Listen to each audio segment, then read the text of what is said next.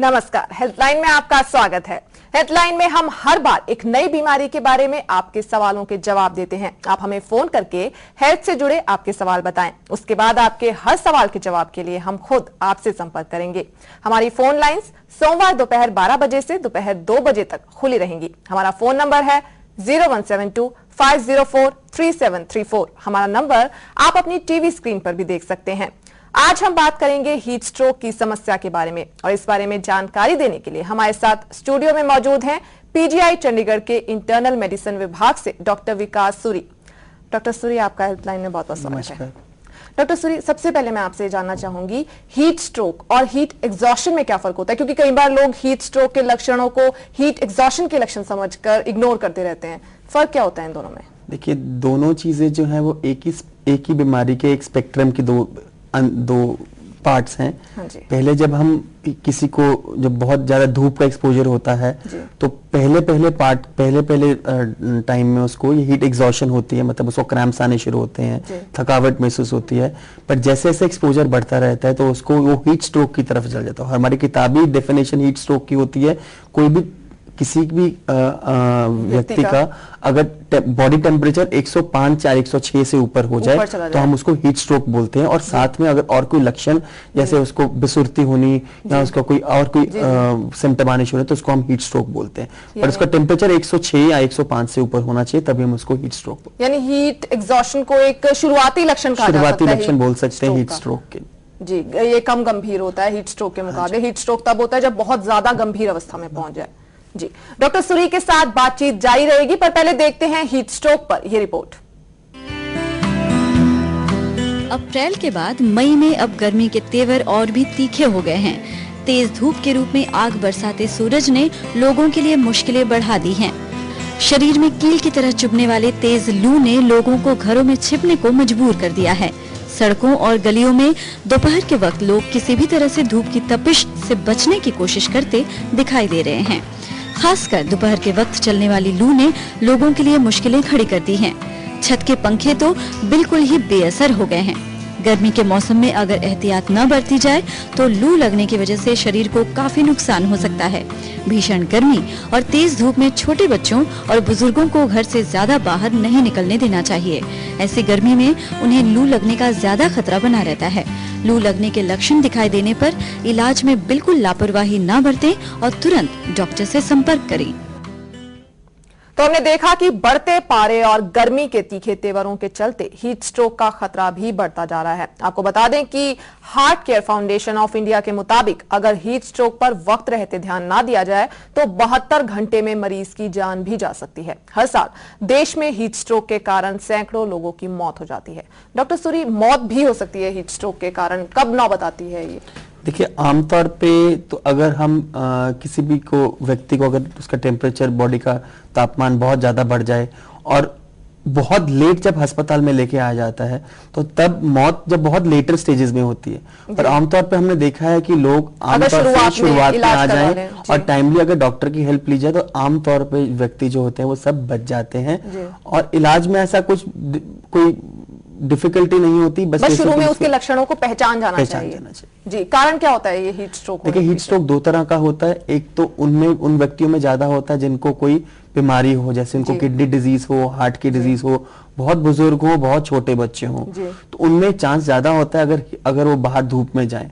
दूसरी तरह का हीट स्ट्रोक होता है जो हम देखते हैं हमारे जो जवान लोग हैं, जो बॉर्डर पे रहते हैं, जो बाहर फील्ड में होते हैं, जो लेबरर होते हैं, जो बाहर खेतों में काम करते हैं, वो सारा दिन उनको धूप का एक्सपोजर होता है तो उनको हीट स्ट्रोक के चांसेस ज्यादा होते हैं।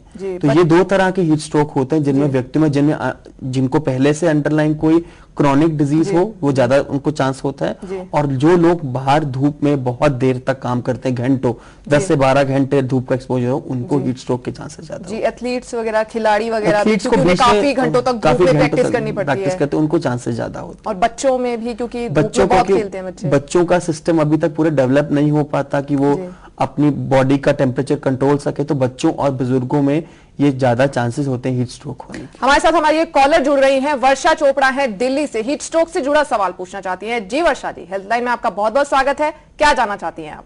डॉक्टर साहब, मुझे ये पूछना था कि मेरे हस्बैंड मार्केटिंग जॉब में है।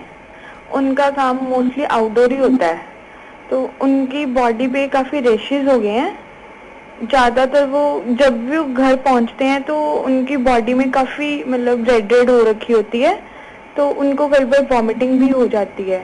तो वो जब घर आते हैं तो वो आके शाम को कई बार अल्कोहल भी ले लेते हैं।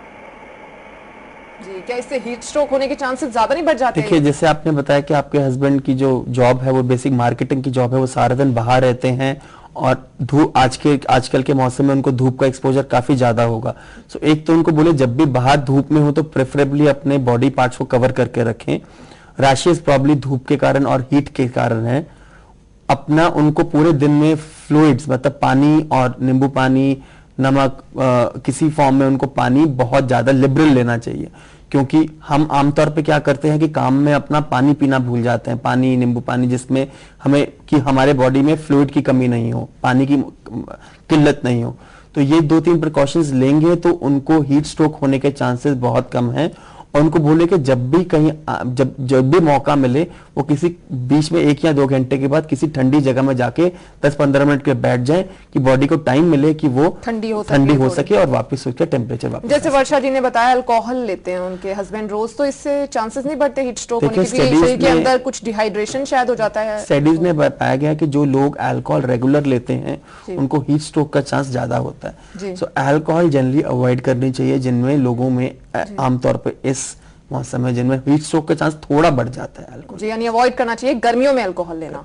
जी, हमारे साथ हमारी अगली कॉलर जुड़ रही है, ललिता वर्मा है लुधियाना से। जी ललिता जी, हेल्पलाइन में आपका बहुत बहुत स्वागत है। क्या है आपका सवाल?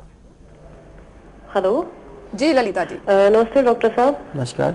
एक्चुअली मेरा ना बेटा 14 साल का है। आजकल जैसे गर्मियों की छुट्टियां हो गई हैं तो वो ना दोपहर को बच्चों के साथ क्रिकेट खेलते रहते हैं 3 से 4 घंटे तक, और जब वापस आते हैं धूप से तो उसकी स्किन एकदम रेड हो जाती है, बॉडी भी काफी गर्म होती है और सर में भी काफी देर तक दर्द रहता है। तो मैं पूछना चाहती थी इससे तो कोई हीट स्ट्रोक का कोई वो चांसेस नहीं हो सकते? देखो, पहली बात तो मैं आपको ये एडवाइस करूंगा कि अपने बच्चों को बोले कि दोपहर को धूप में अगर वो अवॉइड कर सकते हैं तो उनको धूप का ज्यादा एक्सपोजर 3-4 घंटे नहीं करना चाहिए। आजकल 4 या 5 बजे के बाद आराम से खेला जा सकता है, पर अगर अनअवॉइडेबल है तो उनके साथ पानी, उनका नींबू पानी बना के भेजिए और उनको बोले 3 से 4 घंटे से ज्यादा एक्सपोजर नहीं होना चाहिए।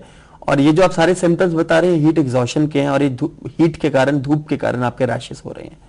जी, क्या कोई बीमारी होने से भी हीट स्ट्रोक की संभावना बढ़ जाती है? यानी किसी को दिल की बीमारी है, कोई बीमारी है तो उससे हीट स्ट्रोक होने के चांसेस और भी हो जाते हैं? जैसे मैंने पहले बताया, जिन लोगों को किडनी डिजीज होती है, मतलब कि गुर्दे की बीमारी होती है, गुर्दा खराब होता है, जिनको हार्ट की टर्मिनल डिजीज होती है, मतलब हार्ट उनका बढ़ जाता है, हार्ट काम करना बहुत कमजोर हो जाता है, जिनको फेफड़ों की बीमारी होती है, जिनको डायबिटीज होती है, उनको धूप के एक्सपोजर के बाद हीट स्ट्रोक होने के चांसेस बढ़ जाते हैं। पर ऐसा नहीं है कि जब भी ऐसा कोई आदमी बाहर जाएगा उसको हीट स्ट्रोक हो गई होगा। उसको प्रिकॉशंस लेगा तो प्रिकॉशंस मतलब अपना पानी की मात्रा ठीक रखेगा। अपने बेसिकली हमारा ये एम होता है कि हमारा जो पेशाब का आउटपुट है पूरे दिन का वो नॉर्मल रहना चाहिए। जी, कोई पर्टिकुलर दवाइयां लेने से भी हीट स्ट्रोक के चांसेस बढ़ जाते हैं? ऐसे कोई दवाइयां लेने से नहीं होता, बट यदि कोई बीमारी की दवाई ले रहा है, हार्ट से रिलेटेड कोई बीमारी, डायबिटीज की बीमारी की दवाई, कोई इससे नहीं, कोई चांसेस नहीं बढ़ते हैं। बीमारी पर से चांसेस बढ़ जाते हैं थोड़ा हीट स्ट्रोक होने के। जी, मोटापा, मैंने कहीं पढ़ा था मोटापे के कारण हीट स्ट्रोक होने की संभावना बढ़ जाती है, तो थोड़ा मोटापे से थोड़ा सा बढ़ जाता है। मुझे थोड़ा ज्यादा चांस है कि मेरे को हीट स्ट्रोक होने के। हीट स्ट्रोक के लक्षण क्या होते हैं, सिम्टम्स?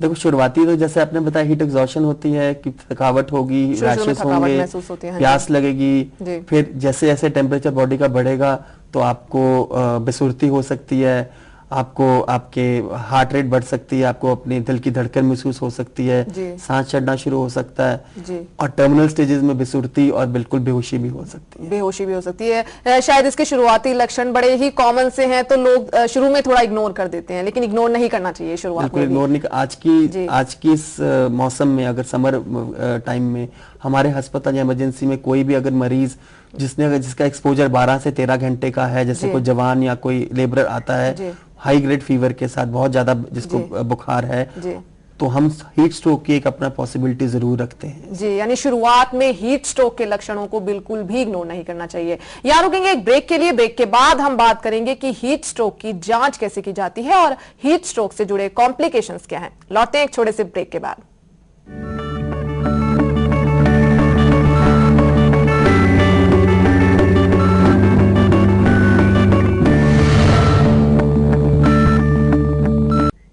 ब्रेक के बाद आपका स्वागत है। ब्रेक से पहले हमने डॉक्टर सूरी से हीट स्ट्रोक के कारणों और लक्षणों पर चर्चा की और अब हम जानेंगे कि हीट स्ट्रोक की जांच कैसे की जाती है। लेकिन उससे पहले सीधे चलते हैं हमारी अगली कॉलर के पास। दीप्ति शर्मा है कुल्लू से। जी दीप्ति जी, हेल्पलाइन में आपका बहुत बहुत स्वागत है।